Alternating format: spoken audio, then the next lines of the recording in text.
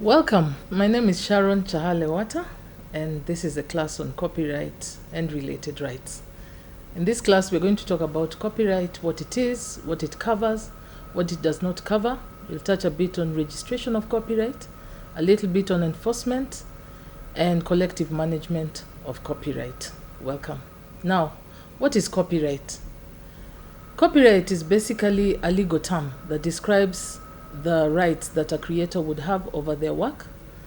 The works are literary works, musical works, dramatic works, and artistic works.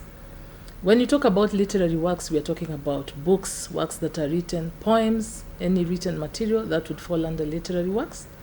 Musical works, you're actually talking about the lyrics of a song, the sound recording, and in some cases, the film, which is the audiovisual work of a song. They're all covered under copyright. When you talk about artistic works, we are talking about photographs, illustrations, designs, paintings, basketry, weavery, carvings, and the likes. When you talk about dramatic works, of course, you're talking about from the scripts to the plays, what is produced in the theaters. Now, copyright also covers computer programs and softwares. This means the apps you see on your phone, the computer programs that you use in facilities like hospitals, and the likes. And finally, it also covers architectural designs.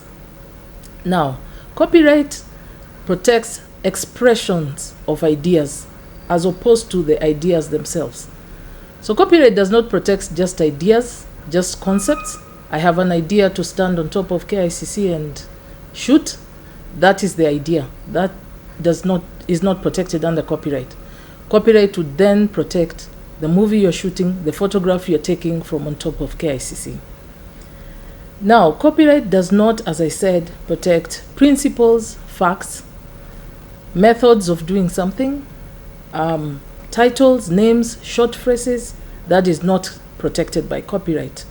Recipes, just a recipe to say 2 cups of flour, 1 cup of sugar, 1 cup of milk, just to make a cake, that would not be protected by copyright. However, if you produced a cookbook with photographs and all the recipes and stories, then the book would be protected by copyright. Now, copyright lasts for your lifetime as the author and 50 years after your death. But for some other works like publications or broadcasts, it would last 50 years from the date of first publication. Copyright, when it protects you, it grants you 2 kinds of rights. You have economic rights as well as moral rights. Economic rights means that when these things are done, you are able to make money out of your copyright. For example, reproduction of your work, making copies of your work, translation, adaptation of your work, translating your work into a different language, adapting your work, for example, turning a book into a movie. You have distribution of the work. Whether the distribution is free of charge or you're charging people, it is still distribution. Communication to the public, public display, all these actions would make money from your copyright, and so they are known as economic rights. The other rights that copyright gives you are known as moral rights. This is the right to attribution, to claim yourself as the author of that work. You also have a right and a moral right to object to any distortion of your work or it being used in a manner that you would not like. For example, a gospel musician may not want her song being put in an adult movie. She has a moral right to object to that. Another moral right is a right to use a synonym. For musicians, you call them stage names. For writers, you may call them pet names. Copyright gives you that right. If you don't want to write using your legal name, you can use a pet name to write. Or you can write anonymously. That is another moral right that copyright gives you. Now, once you have created your work, copyright subsists automatically. You automatically have copyright over your work. However, there is another step that you can do to have your work protected, which is registration of copyright. Different jurisdictions, by that I mean different countries, have different laws on copyright registration. Some have, some do not. Kenya has a law on registration of copyright. However, you must remember, registration of copyright is not what gives you copyright. What gives you copyright is the actual creation of the work and fixing it into a form. The work must move from an idea in your head into a tangible form that can be accessed by people. Now, why would you want to register your work? Registration has its own benefits. It can enable you in a lawsuit for infringement. In certain jurisdictions like the US, you may not be able to file an infringement matter in court if you have not registered your copyright. Kenya is moving there because that is a provision we are providing for in the bill, the Copyright Bill 2026, that is yet to be passed. It also creates a public record of ownership.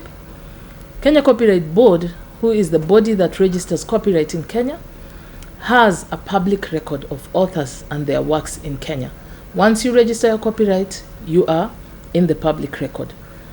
It would also establish a prima facie evidence of validity of your work, and you would also be eligible for what we call statutory damages under the law when you file a lawsuit for infringement. Again, that's a provision we have now made possible in the Copyright Amendment Bill 2026. It is not in the current act, but it is going to be there once the bill passes. Again, it aids you in licensing, in commercializing your work, and also in international protection. If you had an investor who wanted to exploit your work or license it to use it, they would want to know that you are the owner. And what better way for you to prove that you're the owner than showing them a registration certificate of copyright? Now, what to look out for before you register or attempt to register a copyright? If you're registering a derivative work without disclosing the source, then you will have a problem with copyright registration. Remember, derivative works are like the adaptations I mentioned earlier. You would need permission from the owner of the original work. If I want to make a movie out of Professor Kimani Njogu's book, I would have to seek his permission for it. The movie would be a derivative work of the book. I would not be able to register that without the necessary permissions. If I have a co-author and I am not mentioning the co-author, it will not be possible to do registration.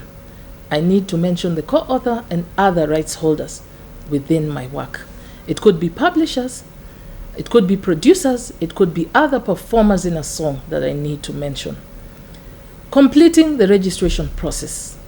The copyright registration process is now online on a portal, NRR, National Rights Registry.copyright.go.ke. Once I am registering my work, I need to create an account, upload the work, and finish the process. If you do not finish the process, then your work will not be submitted, so you would not be able to register your work. You can go to nrr.copyright.go.ke to check out the portal for copyright registration. Now, registration does not prevent infringement.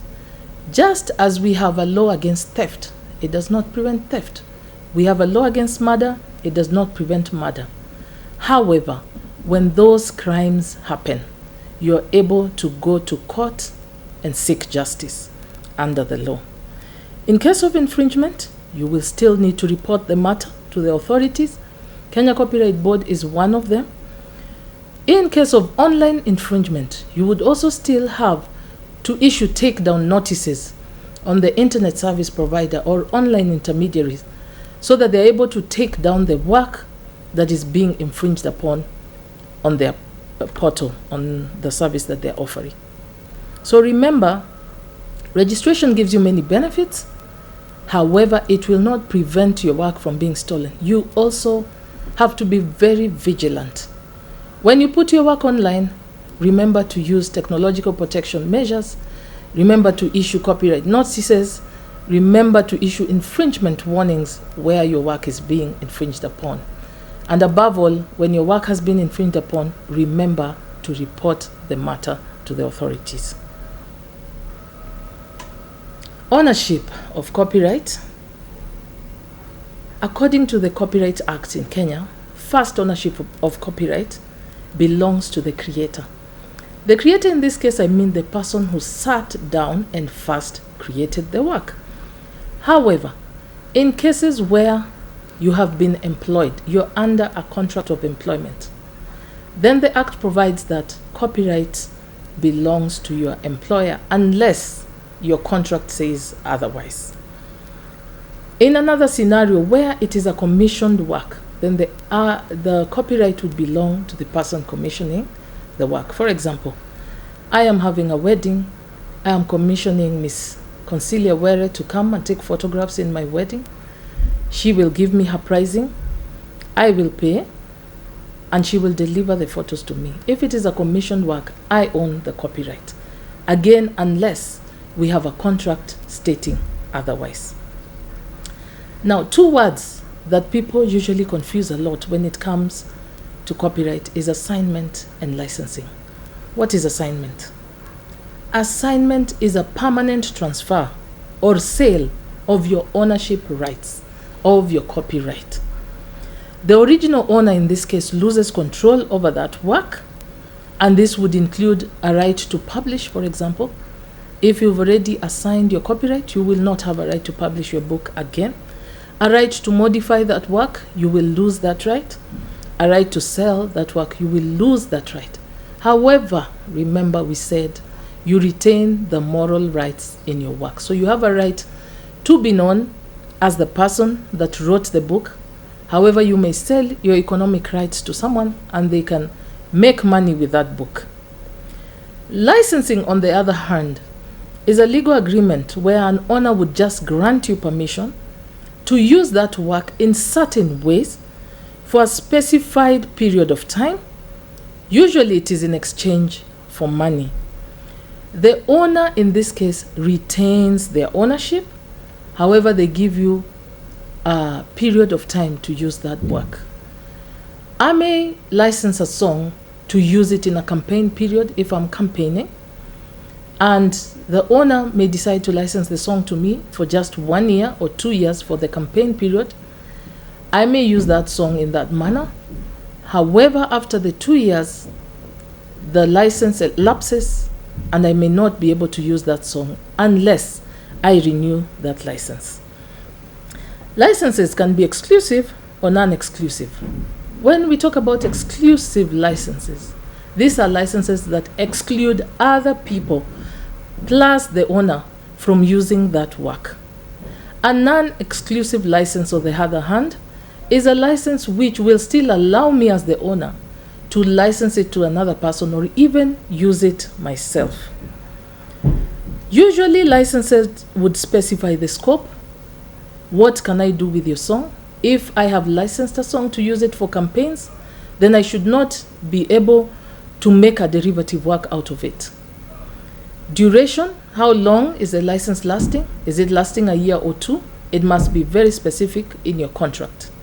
The territory, if I have license to use your song for campaigns in Kenya, I should not be seen to be giving another politician in Uganda to use the same song.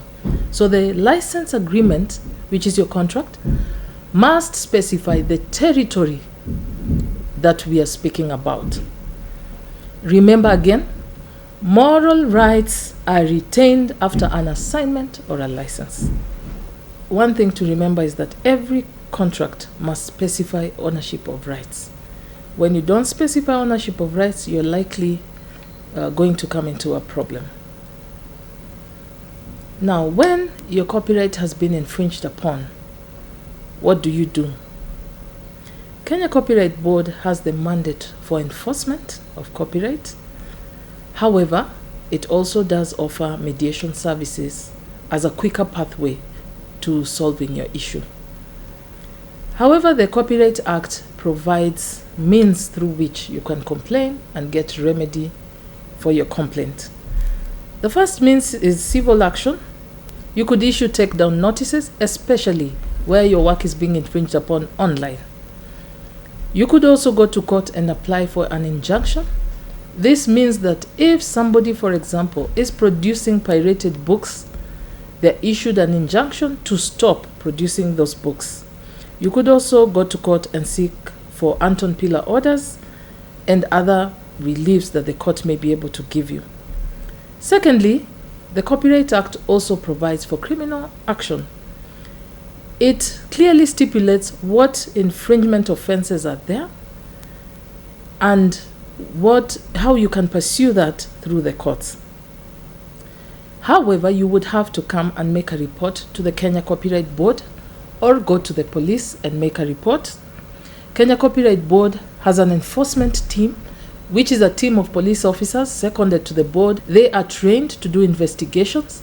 The Copyright Act has given them mandate to enter premises, to inspect goods that they suspect infringing goods, to seize the goods, to arrest any person that they think is infringing, and the matter is taken to court.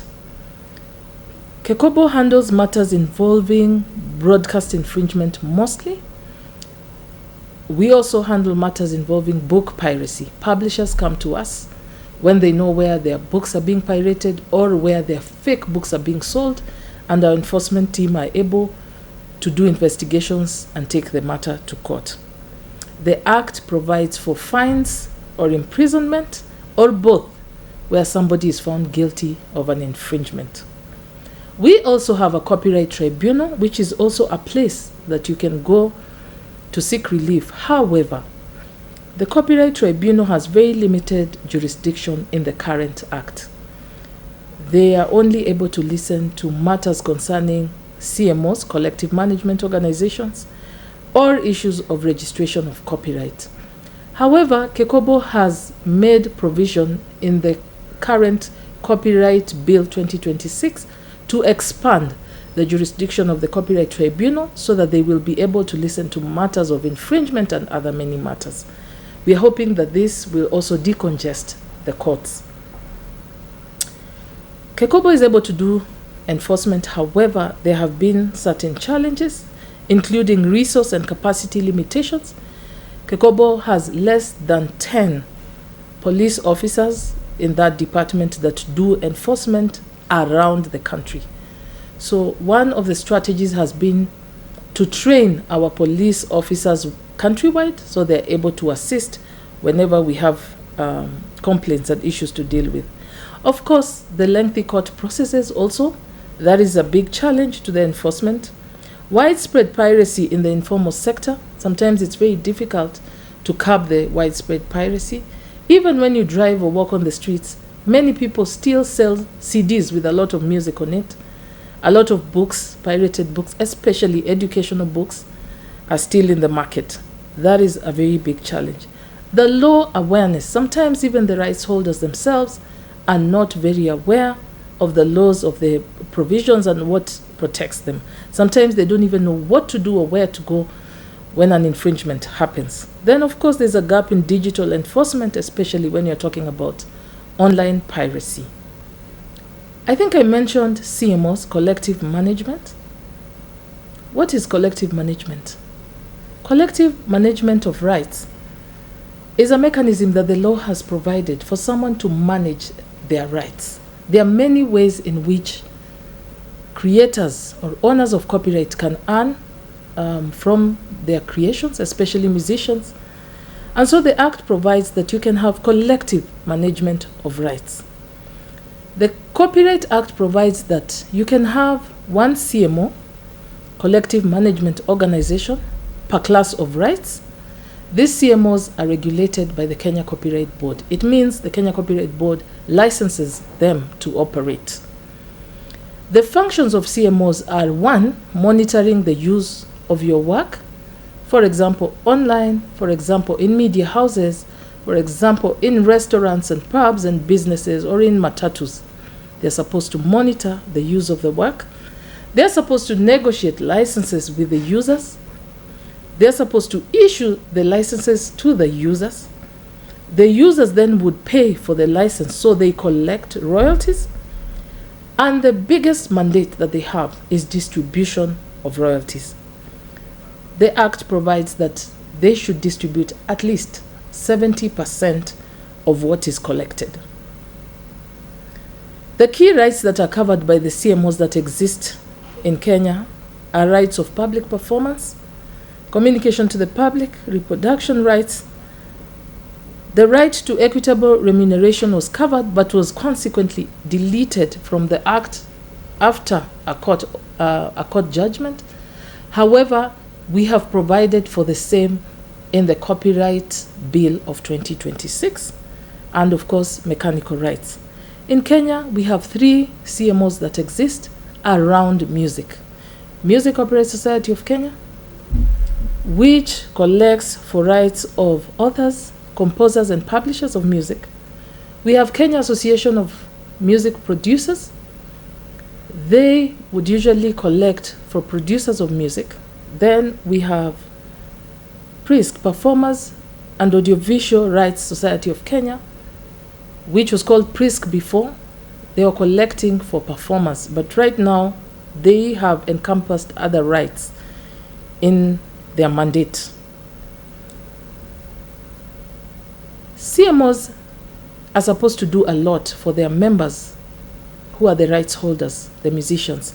However, they have a few limitations that have hindered them from operating at a maximum level.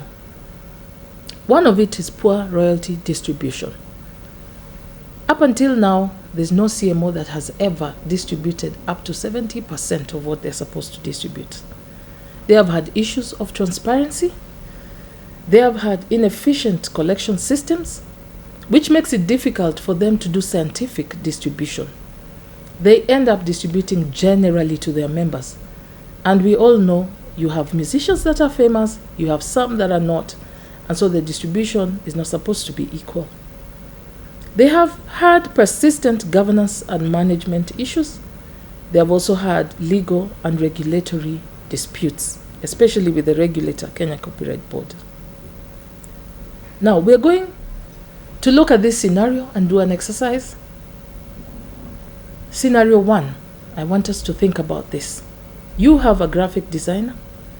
He delivers a logo to a client under a verbal agreement. The client later claims full ownership and begins licensing it to third parties. What does Section 31(1)(b) say of the Copyright Act? And what should the designer have done? Remember, we said there was a verbal agreement. So to begin with, the designer should have signed a contract with the client. And remember, the contract must stipulate ownership of rights. If he had a contract which stipulated ownership of rights, he would not find himself in this situation. Ownership of rights would also inform the pricing of his work. If he knew that he does not own the copyright, he might price his work differently. Under Section 31(1) of the Copyright Act, the client can claim that it's a commissioned work, in which case the copyright would then belong to the client. The designer would only in this case retain the right to attribution and not commercialization. Under Section 26(d) of the Act, the designer could also claim the artist's resale right for every resale of that logo or license of that logo, because the Act also provides for visual arts work that you have a right to claim an artist's resale right whenever it is resold or licensed for an amount that exceeds 20,000 Kenyan shillings. So remember, one of the things that has brought a problem in this scenario is the lack of a signed agreement stipulating ownership of rights. Let's look at a second scenario. A musician discovers that their recorded track is being played in a hotel lobby. They are not a CMO member at this point. Now, which enforcement pathway is available for them? Can they claim their royalties? Can they complain? And what are the first 2 steps that this musician needs to take? Take a moment and think about it. We talked about collective management of rights. Remember, collective management does not negate individual management of rights. If someone feels that their rights are being infringed, they can actually directly go to the hotel, and this is assuming that the hotel does not have a copyright license. If the hotel does not want to pay them or deal with them, they can lodge a complaint. Again, one of the channels to lodge a complaint is the Kenya Copyright Board. We would then put in motion either mediation services or enforcement processes. However, in a situation where the hotel says they have paid for a license, it means they have paid for a license to a CMO. Then it means that even if this person is not a member of a CMO, but he has proof that the hotel is playing his song, he can actually go to the CMO and try to collect his royalties from them.